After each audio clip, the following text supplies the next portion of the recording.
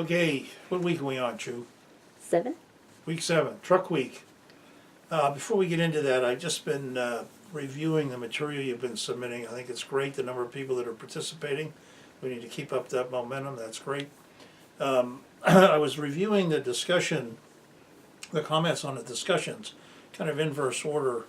The last discussion on the trade policies of the current administration, I think that the reason that's pretty relevant today is this summer we have a 5-week international business online course. Starts, I think, at the beginning of June, which obviously we're going to have to revamp all of the content that we typically use because of all the changes in the international business community. And that's really the message about international business now. You have to adapt very quickly because of the geopolitical things that are affecting it. None the least of which is Brexit in England and the United Kingdom. That's a big deal, and we'll be talking about that over the summer. The second one was the use of technology in logistics and supply chain.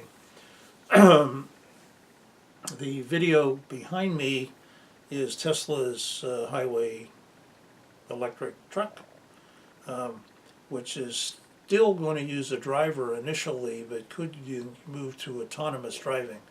The reason that becomes so valuable is even if you have a driver in the vehicle, if he's not driving, it doesn't count against his hours of service.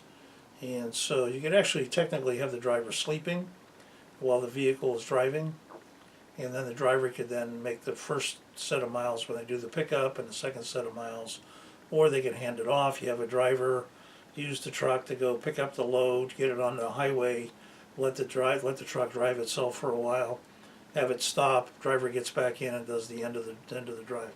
Reduces the number of drivers you need. And so we know this is going to have some impact, we just don't know to what degree yet. Okay, so yesterday I saw a notice from the Union Pacific Railroad that they were canceling their Houston to Chicago train service. Now what that means is the intermodal trains that run from Houston to the Midwest are no longer going to be running. That freight has to go somewhere.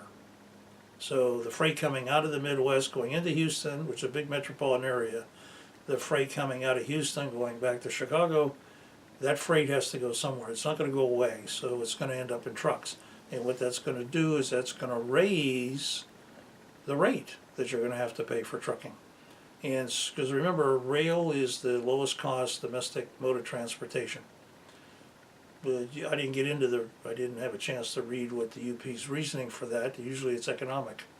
They can't find the right balance or the right economic return for that particular lane. We've made the point before that rail is the most cost-effective way of moving freight domestically.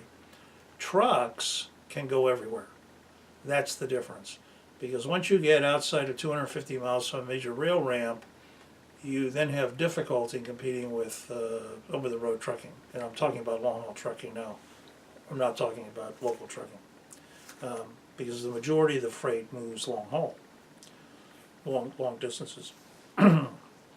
So if you have a city or a location, you're coming out of Los Angeles and you're going to Pascagoula, Mississippi as an example, right? You may end up being able to drive there more economically than you are putting it on the rail to Atlanta and then coming back from Atlanta to Pascagoula, Mississippi. So that's one of the keys of trucking. It can go everywhere. The second thing is you can run two-man teams, which means the truck can run all 20 hours. And you can get the faster deliveries with two-man teams than you can with rail or with single drivers because of the hours of service. The airline industry uses a lot of that for what we call substitute service.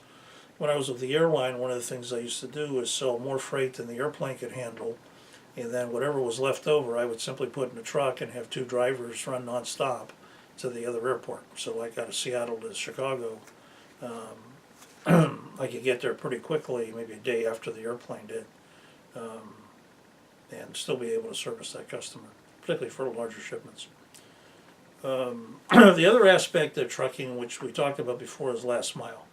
And that's the guy or the girl who shows up at my house every day dropping off boxes for Amazon. This last mile delivery, or the companies that are delivering food now. Or I was looking today at Whole Foods can deliver groceries for free through my Prime membership within 2 hours. And so I was sitting there going, okay, should I get up and go drive to the grocery store, or should I just wait 2 hours, pour myself a drink and let Whole Foods deliver it to me? And I looked at the pricing, and the pricing was pretty reasonable. It didn't have all the products. The thing I was looking for actually was butter lettuce, because my wife likes butter lettuce. Not every store carries it. Whole Foods does. I think at Ralph's I pay $2.99 to $3.50 for that. Requires me to get in a car, drive over to Ralph's, pick it up, check out. Whole Foods was $3.99, maybe 50 cents more expensive, but they would deliver it in 2 hours. So that's really where there's a big shift in what we call last mile trucking, which is what's kind of dramatically changing the industry. All of those create opportunities for people to drive vehicles, which is still a pretty good way to making money, particularly if you're going to college. There was a company up in San Jose named Viking Freight. I worked for companies 2 or 3 times trying to acquire them. Their competitive advantage was they basically ran their business with college students. That's what I kind of learned from them. Great company. Was bought by Roadway, which was then bought by FedEx, so they're now part of FedEx. The other special the trucking industry you get into is the substitute service. I told you about the airlines.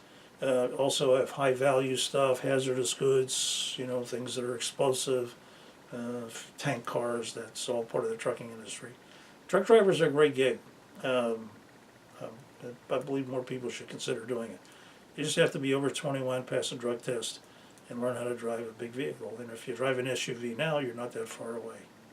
Okay, so that would be week 7, and we'll see you next week.